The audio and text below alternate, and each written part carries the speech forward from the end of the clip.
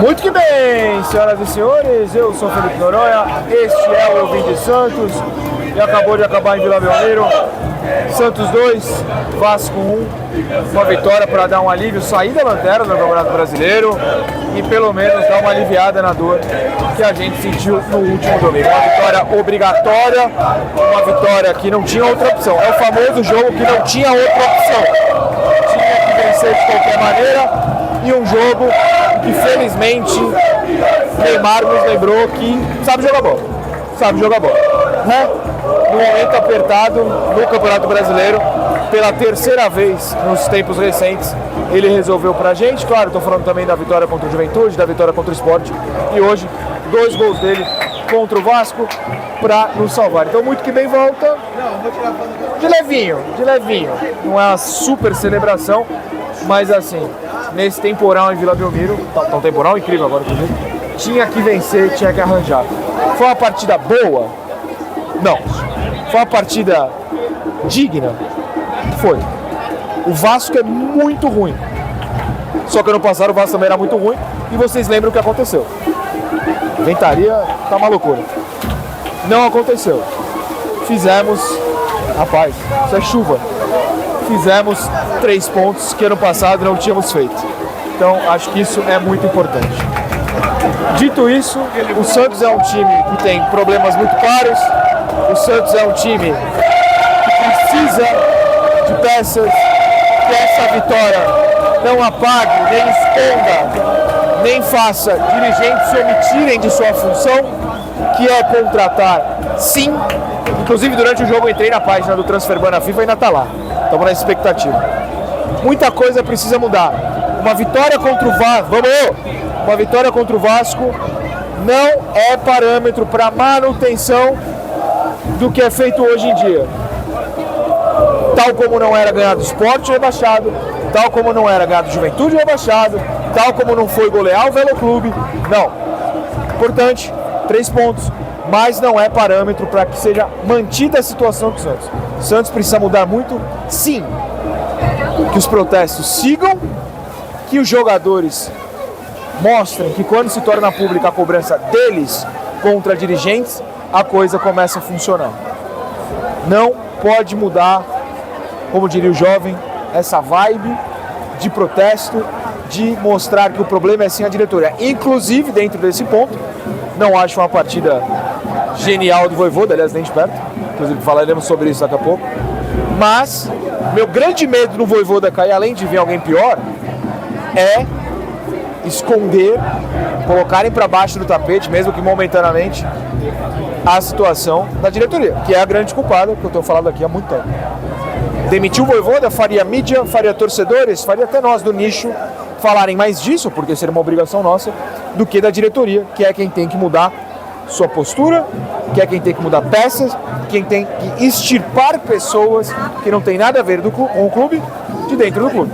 Então bom que o Vojvoda fica, mesmo num jogo que ele não brilhou, para que a pressão siga no alvo certo, que é a diretoria do Santos Futebol Clube.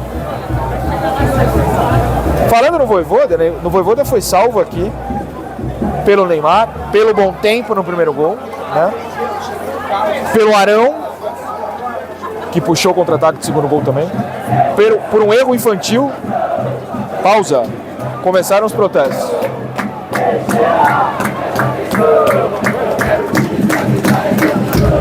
Só você podia aparecer, que você apareceu de relance. Se não pudesse, dá ferrado. Não deve ter dado para ouvir tanto, porque o microfone obviamente está aqui comigo, mas pelo menos agora, uns 5 minutos depois do jogo acabar, a torcida jovem cantou contra o Teixeira, o que eu espero que continue, bateu com o tempo do vídeo. Quer time para gritar é campeão. Você quer um time para gritar é campeão? O Teixeira não quer. Tá aí, informação. Ou opinião, depois vão falar que foi eu. O Vojvoda escalou o time de um jeito que tem uma complicação muito clara. O Santos não teve lado direito, né? O Santos não teve lado direito. Porque o Neymar foi uma dupla de ataque com o Tassiano. Por mais que ele volte um pouco, ele volta do lado esquerdo, porque ele joga do lado esquerdo e o Tassiano na direita. O Bom Tempo avança muito pelo lado esquerdo, o que é curioso até, porque não costuma ser a dele. Mas, e tem vários vídeos táticos aqui mostrando no canal, o ponta esquerda ou ponta direita do Santos costuma cair para o meio pro Igor passar. O Igor fez uma partida horrível no primeiro tempo e o Miguel, a bola não chegou por lá. Então o Santos focou focou o tempo inteiro em jogar na esquerda, com o Moisés incluído nessa matemática. Então o buraco do lado direito prejudicou muito o ataque, porque embolava na esquerda. Tem um lance de contra-ataque que é o Luan Pérez que leva a bola, não é o lance do gol, um pouco antes. O Luan Pérez vai levando, o Neymar vai voltando, só faltaram eles colidirem. O Bom Tempo estava perto, o Moisés e o Santos não conseguiam ficar com a bola por ali.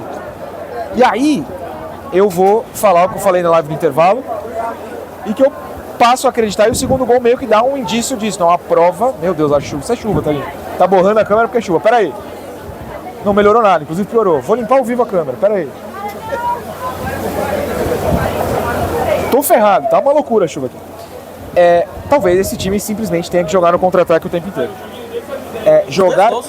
Exato, jogar com a bola, com posse de bola, não vai funcionar. Ano passado, qual foram os grandes momentos do Santos que foi gol? Roubo de bola lá em cima, pressão. Esse ano não tá marcando pressão? Eu discordo, mas beleza, vamos tentar analisar a partir disso. Acho que o contra-ataque é a melhor solução. Primeiro que o primeiro gol, o Vasco tava no 0x0.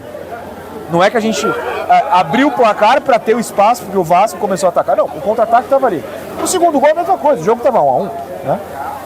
Eu acho que esse time tem peças e que talvez a solução, entre aspas, que nunca é uma solução definitiva, talvez a aposta necessária para esse momento seja jogar no contra-ataque, porque qual a posse de bola o Santos não cria? Saiu o Miguel, entrou para Real, não criou por ali. O Rony entrou muito mal, o Rony. O Moisés não foi criativo. Quem foi criativo se chama Bom Tempo. Quem foi criativo foi o Neymar, no caso das finalizações. E o Bom Tempo, condução de bola. Talvez seja esse o segredo. O Bom Tempo interceptar uma bola um pouco atrás do meio campo, o Arão interceptar uma bola, velocidade. Sem lançamento, sem condução, cada um com seu estilo. O Arão vai lançar, vai passar. O Bom Tempo pode conduzir. E achar um Neymar. Hoje foi um Tassiano, que nem foi tão achado assim no contra-ataque. De repente um Moisés. De repente um Rony, se for o caso. Mas talvez a solução seja lembrar de fato um Santos de 2015, que é um exemplo muito claro de Santos no contra-ataque. Na live do intervalo que eu faço no Instagram, até alguém comentou, eu não vou lembrar quem foi, desculpa até. Pô, mas jogar no contra-ataque contra o Vasco em casa é feio. Olha, bonito não tá de nenhum jeito. Eu só quero ganhar jogo. Hoje a gente ganhou do Vasco, que é muito ruim de novo, mas é um confronto direto. Era o Lanterna contra o vice-lanterna, essa é a verdade. Jogando no contra-ataque. Você consegue me confirmar se a gente saiu da zona de abaixamento? Saiu? 13º, tá bom, muito obrigado. Saímos da zona, era um confronto direto, isso é muito importante. Então, o grande problema para jogar no contra-ataque é outro. É a zaga ser forte, o que não é. No primeiro tempo, 13º, muito obrigado. O Botafogo tem um jogo a menos, né? Jogou a Libertadores. Né? E o Vitória também. O grande problema é fortalecer a zaga, mas aí a gente cobra a contratação de qualidade por um motivo, né? Para te dar essa opção. Hoje o Santos talvez não possa jogar o tempo inteiro no contra-ataque porque a zaga é muito fraca. O Andrés Gomes, isso que eu falava no primeiro tempo, o Andrés Gomes, pra quem não sabe, é aquele do Vasco, tava driblando todo mundo. Botava de lado e o jogador de Santos no chão. Botava do outro, o cara caía no chão. Não é um sistema defensivo forte. Mesmo no segundo tempo, é que o Vasco, de novo, não conseguia criar. Sem Arão, inclusive o Arão salva uma bola num carrinho muito forte, é muito complicado. Então, talvez a gente tenha começado a enxergar que o Vojvoda vai ter que abdicar no futebol de posse, no futebol extremamente ofensivo e encaixar peças que joguem no contra-ataque. Talvez, estou cogitando dentro da análise que a gente faz dessa partida. Jogador a jogador, o Brasão não fez nenhuma grande defesa, fez no primeiro tempo uma cara a cara, sempre tem uma cara a cara do Brasil. Quase pegou o gol, mas sempre tem uma cara a cara.